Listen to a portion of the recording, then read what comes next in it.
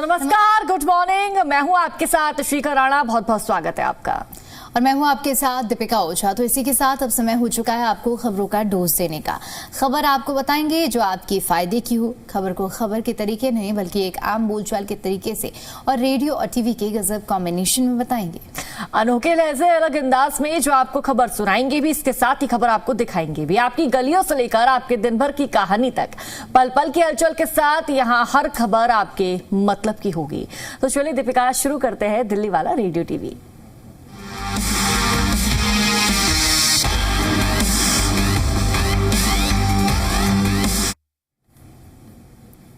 चलिए शिका, शुरुआत करते हैं उस खबर के साथ जो दिल्ली वालों के लिए एक बड़ी राहत होगी। जहां देखिए दिल्ली के विकास को बड़ी रफ्तार मिलने जा रही है। केंद्र सरकार ने दिल्ली सरकार के 28 बड़े इंफ्रास्ट्रक्चर प्रोजेक्ट्स को मंजूरी दे दी है। अब देखिए ये प्रोजेक्ट्स अपने आप में इतने खास हैं शिका कि जो अलग अलग क्षेत्र हैं वहां पर इन लोगों को, वहां के रहने वाले लोगों के लिए ये बहुत ज़रूरी, मूलभूत हम कह सकते हैं सुविधाएं थी, तो अब उनको वो सौगात मिलने जा रही है। देखिए प्रोजेक्ट को मंजूरी दे दी गई है। मुख्यमंत्री रेखा गुप्ता ने भी इस पूरी परियोजनाओं की सौगात जो मिली उसके बारे में भी जिक्र किया है। बिल्कुल, देखिए इन परियोजनाओं के लिए करीब 1,647 करोड़ रुपए की मंजूरी मिली है, यानी कि हैवी अमाउंट है दीपिका ये, जिससे राजधानी में सड़क, मेट्रो, दूसरी बुनियादी सुविधाओं से जुड़े काम तेजी से आगे बढ़ेंगे।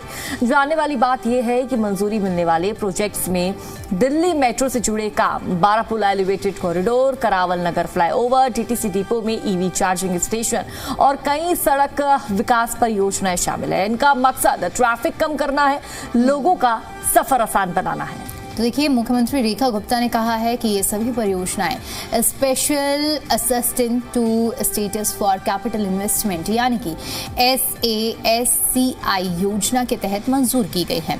अब देखिए सरकार का कहना है कि इन प्रोजेक्ट्स का पूरा होने के बाद जो राजधानी है, राजधानी की जो कनेक्टिविटी है, बुनियादी सुविधाएं, उसमें बड़ा सुधार देखने को मिलेगा। अभिषेक, हम अगर बात करें कि दिल्ली में लास्ट माइल कनेक्टिविटी की हम बात तो ज़रूर करते हैं, लेकिन हम देखते हैं कि अभी भी कई ऐसी जगह हैं जहाँ पर उस हिसाब की जो लोगों को कह सकते हैं कि अगर उनका घर है तो घर से उन्हें एक ई-रिक्शा लेना होगा, 10-20 रुपए फालतू खर्च करने होंगे और या पैदल जाना उनके लिए बहुत ज़्यादा मुश्किल हो जाता है। तो अब देखिए इसी कनेक्टिविटी को बढ़ाने के लिए जो फ्लाईओवर बनाए जा रहे हैं, मेट्रो का विस्तार किया जा रहा है, इस तरह की जो परियोजनाएं हैं, मुझे लगता है कि दिल्ली की उस लास्ट माइल कनेक्टिविटी की जो सपना है उसको पूरा करने में बहुत मददगार साबित रहेंगी।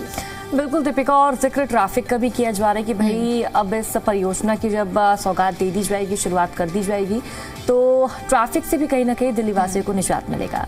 इन परियोजनाओं में सड़कों को बेहतर बनाने, ट्रैफिक जाम कम करने और सार्वजनिक परिवहन को मजबूत करने पर खास फोकस रहने वाला है। इसके साथ ही इलेक्ट्रिक वाहनों को बढ़ावा देने के लिए ईवी चार्जिंग नेटवर्क का भी विस्तार किया जाएगा। दीपिका, हम देख रहे हैं कि भाई हाल फिलहाल के लगभग 1 महीने से हम ईवी चार्जिंग का हर चीज में जिक्र कर रहे हैं, क्योंकि दिल्ली सरकार का, केंद्र सरकार का कहना है कि अब दिल्ली को प्रदूषण मुक्त बनाना है। जो गैस चैम्बर में दिल्ली तब्दील हो जाती थी दिवाली के बाद विंटर्स के टाइम, अब वैसी स्थिति देखने को नहीं मिलेगी। लेकिन दीपिका, बातें तो बहुत कही जाती है, विंटर भी वो देखने को मिलेगा।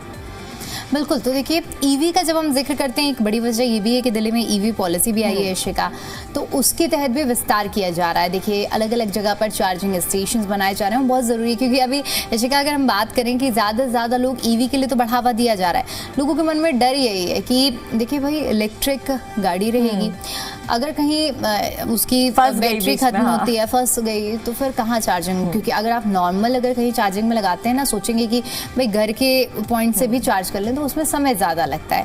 ऐसे में चार्जिंग पॉइंट की तो ज़रूरत है, इंफ्रास्ट्रक्चर बढ़ाना है। तो इसीलिए देखिए सरकार का मानना है कि इन योजनाओं के शुरू होने से लाखों देशवासियों को बेहतर सड़कें, आसान सफर और आधुनिक सुविधाओं का फायदा मिलेगा। साथ ही साथ राजधानी के इंफ्रास्ट्रक्चर को भी नई मजबूती मिलेगी।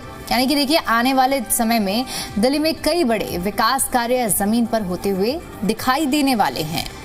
बिल्कुल, देखिए राजधानी की ट्रांसपोर्ट और इंफ्रास्ट्रक्चर व्यवस्था पहले से और भी ज्यादा मजबूत होने की उम्मीद जताई जा रही है इस परियोजना के बाद। लेकिन देखना होगा दीपिका, जो बातें हैं वो कितनी हकीकत में तब्दील होगी।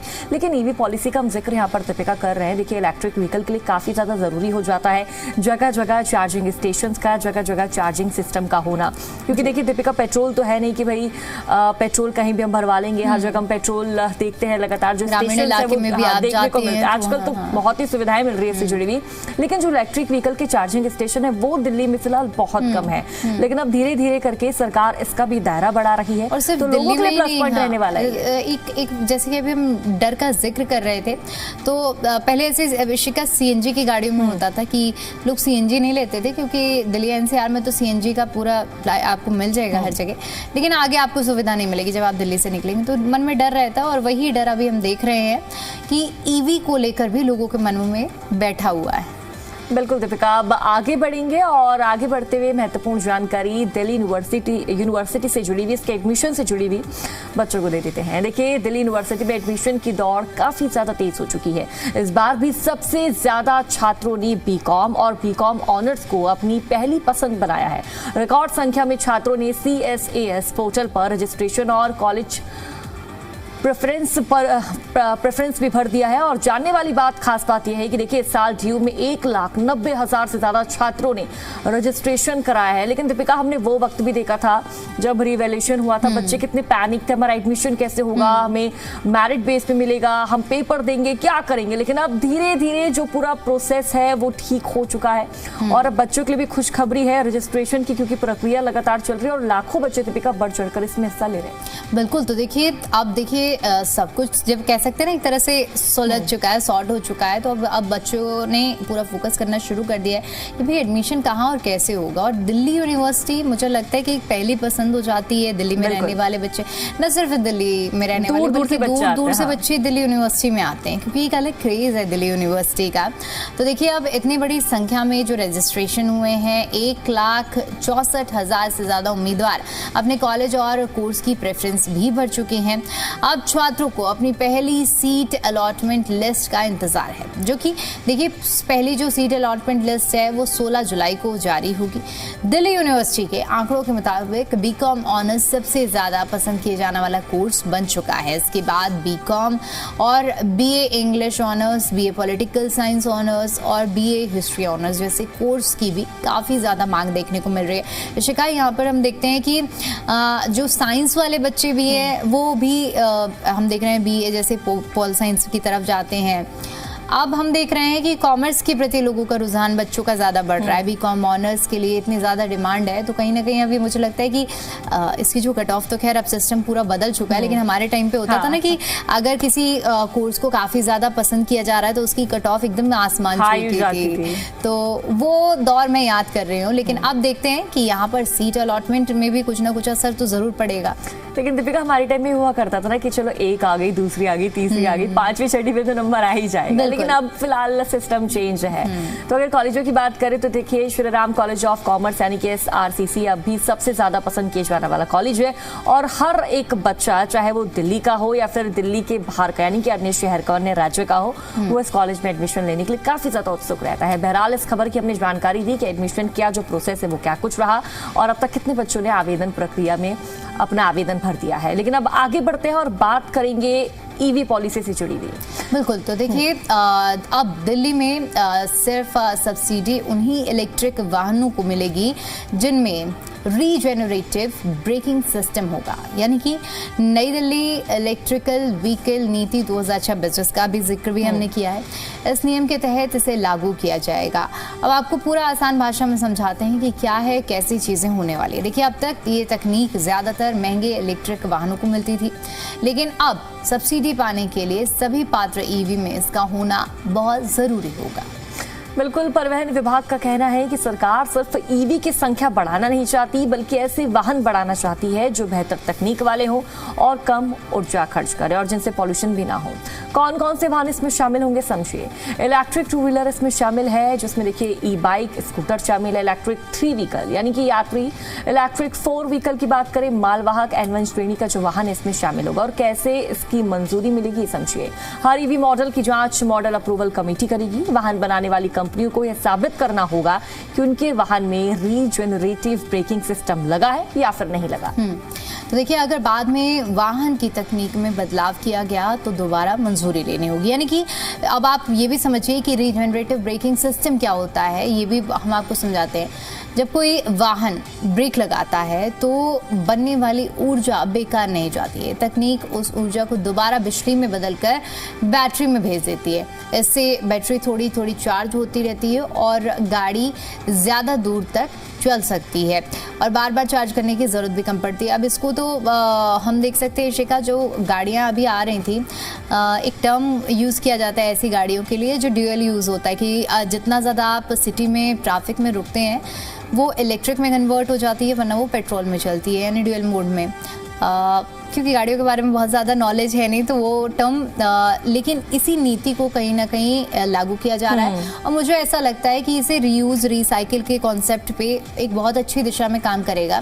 जब हम देखेंगे, क्योंकि दिल्ली में तो ये इम्पॉसिबल है कि कहीं भी आपकी गाड़ी बिना ब्रेक के चलती रहे, आपको हर जगह ट्रैफिक मिलेगा। तो अब ट्रैफिक तो धीरे धीरे खत्म करने के लिए प्लान तैयार किया जा रहा है, लेकिन अब क्योंकि इसको फेज आउट करने में भी समय लग जाएगा तो ऐसी नीतियों पर काम करना बहुत ज़रूरी है। मुझे लगता है कि ये जो तकनीक है ये हर एक चीज़ में लाई जानी चाहिए, चाहे वो 2 व्हीलर हो, 3 व्हीलर हो या फिर 4 व्हीलर की अगर हम बात करें। बिल्कुल दीपिका, अगर ऐसा हुआ तो फिर लोगों को ई चार्जिंग स्टेशंस की भी ज़्यादा नीड नहीं पड़ेगी। अब देखिए नई नीति के जरूरी नियम क्या रहने वाले हैं समझिए। इलेक्ट्रिक 2 पहिया और 3 पहिया वाहनों की अगर हम बात करें तो कम से कम 80 किलोमीटर की रेंज और 40 किलोमीटर प्रति घंटे की अधिकतम रफ्तार रहेगी। इलेक्ट्रिक मालवाहक 4 पहियों की बात करें, 4 पहिया वाहन की बात करें, कम से कम 100 किलोमीटर की रेंज और 50 किलोमीटर प्रति घंटे की अधिकतम रफ्तार रहने वाले। सभी पात्र वाहनों में रीजनरेटिव ब्रेकिंग सिस्टम और कम से कम 3 साल की वारंटी होना अनिवार्य होगा। देखिए अब एक अच्छा कदम है ये, और अब देखने वाली बात ये होगी कि इसका कितना फ़ायदा देश की राजधानी दिल्ली में होने वाला है। खैर अब देखते हैं कि नई ईवी पॉलिसी कितना ज़्यादा बदलाव करती है, क्योंकि इस बार हम देखते हैं, हर बार जैसे कि हम देखते थे कि दिल्ली गैस चैम्बर बन जाती थी, आप बाहर निकलते थे ना तो आपको सांस लेने में इतनी ज़्यादा महसूस हो जाता था। लेकिन अब जब बदलाव किए जा रहे हैं तो ये बदलाव कितने ज़्यादा असरदार होते हैं ये देखेंगे। लेकिन अब हम आगे बढ़ते हैं और दिल्ली की उस प्रक्रिया के बारे में शिखा बात कर लेते हैं जो कि इस वक्त बहुत ही ज़ोरों शोरों से चल रही है। बिल्कुल, देखिए दिल्ली में SIR यानी कि स्पेशल इंटेंसिव रिवीजन के दौरान नेपाल मूल के कई लोगों की चिंता बढ़ चुकी है। जो दिल्ली में नेपाल से लोग रह रहे हैं, जो नेपाल मूल के लोग हैं, उनकी चिंता बढ़ चुकी है। कैसे बढ़ चुकी है समझिए। ऐसे लोग जो वर्षों से दिल्ली में रह रहे हैं और पहले कई चुनावों में वोट भी डाल चुके हैं, यानी कि अपने मतदान का इस्तेमाल भी कर चुके हैं, अब डर रहे हैं कि कहीं उनका नाम वोटर लिस्ट से ना हट जाए। परेशानी क्या है ये समझिए। SIR फॉर्म में आवेदक को अपने माता या पिता में किसी एक का नाम 2002 या उससे पहले की वोटर लिस्ट में बताना होता है, लेकिन नेपाल से शादी के बाद भारत आई महिलाओं या नेपाल मूल के कई लोगों के माता पिता कभी भारत के नागरिक ही नहीं रहे और काफी लंबे वक्त से लोग इंडिया में रह रहे हैं, यानी कि भारत में रह रहे हैं। ऐसे में उनके पास ये जानकारी या रिकॉर्ड नहीं है और BLO भी इसका जो सही जवाब है वो नहीं दे पा रहे। आगे की खबर क्या है, अपडेट क्या है दीपिका, वो भी आप समझाइए। तो देखिए कई लोगों का कहना है कि जब ये समस्या लेकर BLO यानी कि बूथ लेवल अधिकारी के पास जाते हैं तो उन्हें सही समाधान नहीं मिल रहा है। इससे लोगों की चिंता और बढ़ चुकी है। लक्ष्मी नगर का पूरा मामला है, आपके लिए जानना बेहद ज़रूरी है। देखिए लक्ष्मी नगर की रहने वाली कमला देवी, उनका कहना है कि उनकी बहू शादी से पहले नेपाल के काठमांडू में रहती थी। शादी के बाद वो दिल्ली आ गई, वोटर बनी और कई बार मतदान भी कर चुकी हैं, लेकिन अब SIR फॉर्म में माता पिता का 2002 से पहले का भारतीय वोटर रिकॉर्ड मांगा जा रहा है जो कि उनके पास नहीं है और इसी वजह से उनका जो फॉर्म है वो नहीं भर पा रहे। कमला देवी का कहना है कि उनके जैसे कई ऐसे परिवार हैं जिनकी बहुएं नेपाल से आई हुई हैं और सभी इसी समस्या से जूझ रहे हैं।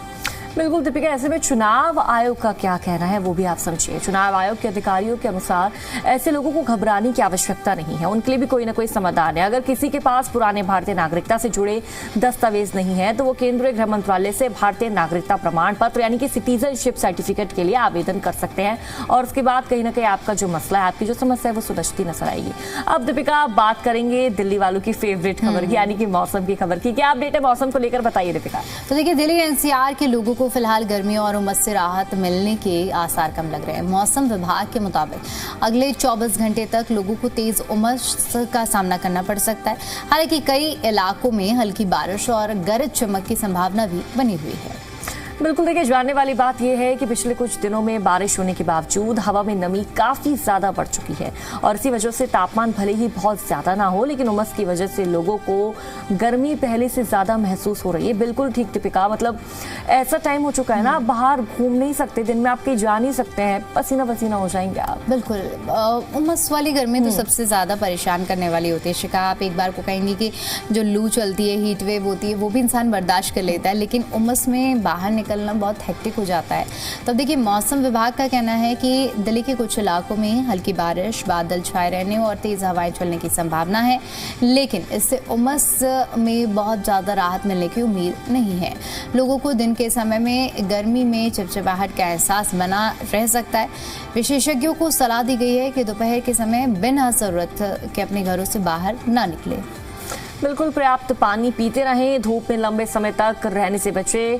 खासकर बच्चों, बुजुर्ग और बीमार लोगों को ज्यादा सावधानी बरतने की आवश्यकता है। अगर बारिश होती है तो कुछ इलाकों में जलभराव और ट्रैफिक की समस्या देखने को मिल सकती है।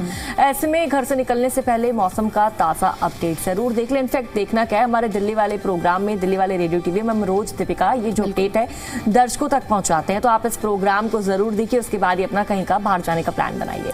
यानी कि फिलहाल दीपिका, दिल्ली वालों को गर्मी के साथ साथ उमस का सामना भी करना पड़ रहा है। तो देखिए मौसम में बदलाव ज़रूर रहेगा, लेकिन पूरी राहत के लिए अभी थोड़ा इंतज़ार आपको करना पड़ सकता है। तो ये मौसम के बदले मिजाज हैं और अब ये बदले हुए मिजाज किस तरह से दिल्ली वालों के लिए कितनी राहत लेकर आते हैं, कितनी समस्या लेकर आते हैं, तो देखने वाली बात होगी। अब चलिए आगे बढ़ जाते हैं और जब मौसम की बात कर ही ली है तो अब दिल्ली वालों को बता देते हैं शिखा कि कहाँ ट्रैफिक लगने वाला है और ट्रैफिक का क्या हाल रहेगा। तो देखिए, अगर आप नियमों का उल्लंघन करते हैं और सड़क पर गाड़ी चला रहे हैं तो ये खबर आपके लिए सुनना बहुत ज़रूरी है। देखिए, दिल्ली ट्रैफिक पुलिस ने जिन सड़कों पर खुद निगरानी नहीं रख पा रही है, वहाँ नियम तोड़ने वालों के पर नजर रखने के लिए कैमरों का सहारा लिया जाता है और अब इसका रिजल्ट भी सामने आया है। जनवरी 2026 से लेकर जून 2026 यानी कि महज 6 महीने की हम बात कर रहे हैं और दिल्ली की अलग अलग सड़कों पर अब देखिए कितना बड़ा आंकड़ा है। 26,22,702 लोगों ने ट्रैफिक नियमों का उल्लंघन किया है और ये बाकायदा कैमरों में कैद हुआ है। यानी कि हर दिन औसतन 14,490 लोगों ने ट्रैफिक नियम तोड़े। इसके बाद ट्रैफिक पुलिस ने इनके चालान भी जारी किए हैं। बिल्कुल, देखिए कैमरों के जरिए जारी किए गए चालानों की संख्या ऑन द स्पॉट काटे गए चालानों से करीब 5,50,000 अधिक रही है। यानी कि देखिए ट्रैफिक पुलिस अधिकारियों का साफ कहना है कि दिल्ली आर्थिक सर्वेक्षण 2025 से 26 के अनुसार 19 मार्च 2026 तक राजधानी में 87.61 लाख यानी कि 87,61,000 गाड़ियां रजिस्टर्ड की गई थी और इनके अलावा हर दिन दूसरे राज्यों से भी लाखों गाड़ियां दिल्ली से गुजरती है। दिल्ली से गुजरते हुए अलग अलग जगह जाती है, अलग अलग प्रदेश जाती है, राज्य जाती है, क्योंकि दिल्ली के तमाम जो बॉर्डर्स हैं वो राजस्थान की बात कर ले, एमपी की बात कर ले, यूपी की बात कर ली, कई शहरों से कई प्रदेशों से बॉर्डर लगते हैं। ऐसे में रोजाना लाखों गाड़ियों को दीपिका दिल्ली में आना होता है और ऐसी गाड़ियां भी यूपी की नंबर प्लेट है, राजस्थान की, एमपी की, ऐसी गाड़ियां अक्सर हमने देखा है दीपिका ट्रैफिक नियमों का उल्लंघन करती पाई गई है। ओवर स्पीड ये गाड़ी चला रहे होते हैं, ओवर स्पीडिंग में गाड़ी चला रहे होते हैं, कैमरे में पूरी आपकी जो तस्वीर है वो कैप्चर हो जाती है, कैद हो जाती है और जिसके बाद हैवी चालान आपका काट दिया जाता है। अपने आप में सोचिए ना इशिका, 14,000 अगर दिन का औसत निकला है तो अपने आप में बड़ी संख्या है बहुत। और इसी से हमारी इस खबर से लोगों को ये समझना भी चाहिए कि ट्रैफिक नियम आपके लिए बनाए गए हैं तो उनका उल्लंघन नहीं करना चाहिए। खैर, अब हम आगे बढ़ जाते हैं। ये तो आपकी समझदारी और सूझबूझ बताएगी कि आने वाले वक्त में ये जो आंकड़े हैं कैसे कम करते हैं। अब हम आगे बात करेंगे पेट्रोल और डीजल के दामों की, फ्यूल प्राइसेस की। तो दिल्ली में आज जो पेट्रोल है वो 102 रुपये 12 पैसे पर लीटर है। डीजल की अगर हम बात करें तो देखिए डीजल 95 रुपये 20 पैसा और सीएनजी की अगर हम बात करें तो 83 रुपये 9 पैसे प्रति किलोग्राम है। बिल्कुल दीपिका, वहीं अगर नोएडा के दाम भी अपने दर्शकों को बता देते हैं। पेट्रोल की कीमत की बात करें 102 रुपये 10 पैसा और डीजल की बात करें 95 रुपये 56 पैसा और सीएनजी के दाम की बात करें 91 रुपये 70 पैसा किलोग्राम बना हुआ है। वहीं अगर बात हम गुरुग्राम के दाम की करें तो देखिए पेट्रोल की कीमत 102 रुपये 12 पैसा है, डीजल की बात करें 95 रुपये 44 पैसा है, सीएनजी की बात करें 88 रुपये 12 पैसा बनी हुई है। तो बिल्कुल फ्यूल प्राइसेस आपके स्क्रीन पर हैं और आप देख सकते हैं दिल्ली, नोएडा, गुरुग्राम की प्राइसेस आप देखिए कि किस तरह से और कहाँ कहाँ कितने रुपए में आपको जो फ्यूल है वो मिलने वाला है। बिल्कुल दीपिका, पेट्रोल और डीजल सीएनजी के क्या दाम हैं? दिल्ली की बात करें, गुरुग्राम की बात करें, नोएडा के प्राइस हमने आपको बताए। ज़्यादा डिफरेंसेस दीपिका देखने को नहीं मिलते हैं, मात्र 1 से 2 पैसा का जो डिफरेंस है वो देखने को मिलता है। और बहरहाल दीपिका आगे बढ़ते हैं, बात करेंगे सोने चांदी से जुड़ी जानकारी की कि मार्केट में भाई सोने चांदी का क्या कुछ दाम बना है। अगर आप घर से बाहर निकल रहे हैं तो सोने का क्या रेट है और चांदी का क्या रेट है। सोने की बात करें दीपिका तो 1,44,950 रुपये 10 ग्राम यानी कि 24 कैरेट गोल्ड आपको इस रेट का मार्केट में मिलेगा। और चांदी की अगर हम बात करें तो 2,40,100 रुपये प्रति किलो है ये चांदी। और सोने और चांदी के दाम आप देख सकते हैं, थोड़ा बहुत उतार चढ़ाव आपको ज़रूर देखने को मिलेगा, लेकिन बहुत ज़्यादा फ्लक्चुएशंस आप नहीं देख पाएंगे सोने और चांदी के भाव में। तो खरीदारी का मन बना रहे हैं तो देखिए, आज सोना आपको इस भाव में मिलेगा, चांदी आपको इस भाव में मिलेगी, लेकिन यहाँ पर ज़रूरी है कि आप ये समझें कि इसके अलावा भी आपको मेकिंग चार्जेस और GST इस प्राइस के बाद ज़रूर देने होंगे। तो उसके बाद आपकी एक फाइनल कॉस्टिंग आएगी। खैर अभी तक मन नहीं बनाया है और इंतज़ार कर रहे हैं कि सोना 1 लाख के नीचे जाए, तो शायद मुझे लगता है शिका अभी इसमें तो एक कह सकते हैं ना कि बहुत ही ज़्यादा एक डाउटफुल सिचुएशन है। लेकिन दीपिका हम अक्सर आजकल ये भी देख रहे हैं कि भाई जहाँ मेकिंग चार्ज कम है वहीं लोग भाग रहे हैं, और कई शॉप्स ऐसी हैं, ज्वेलरी शॉप, जो कि 3% मेकिंग चार्ज में भी आपको गोल्ड दे रही है। आपको चांदी का डिफरेंट प्राइस भी वहाँ देखने को मिलेगा। लेकिन सोना चांदी जहाँ से भी खरीद रहे हैं सावधानी के साथ खरीदिए, क्योंकि ऐसी चीज़ें हैं, ह्यूज अमाउंट देना पड़ता है और ऐसी चीज़ें बार बार नहीं खरीदी जाती है। आपकी मेहनत की कमाई है और इस कमाई को आप जहाँ भी इन्वेस्ट कर रहे हैं थोड़ा देखकर सोच समझ कर करें। और चलिए, हमारे दिल्ली वाले रेडियो टीवी हमारे इस खास कार्यक्रम में इतना ही, और कल फिर हाजिर होंगे कुछ इसी तरह की चटपटी खबरों के साथ। हमें आगे दीजिए, नमस्कार।